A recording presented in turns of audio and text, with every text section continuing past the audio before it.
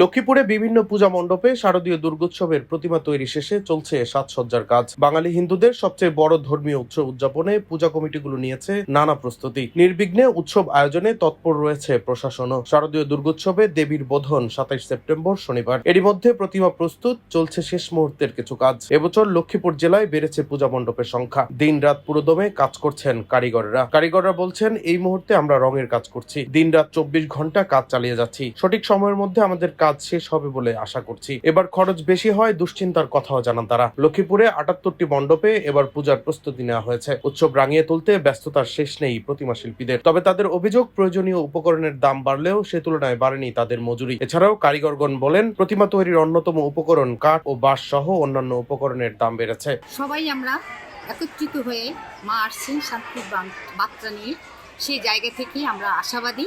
সবাই আমরা আনন্দ করব, সবাই আমরা মজা করব। আনন্দময়ী কালীবাড়িতে একটু ব্যতিক্রমভাবে সাজানো হচ্ছে, সেখানে আমরা মহড়ায় বসে আছি। সবাই আসবেন, সবাই আনন্দ করব।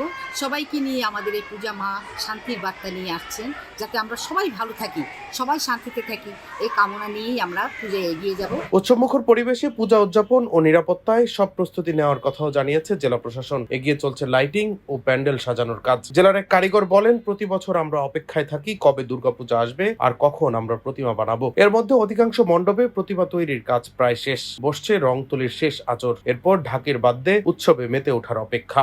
আমাদের পূজা শুরু হবে। ডেস্ক রিপোর্ট, দৈনিক ডেস্টিনি।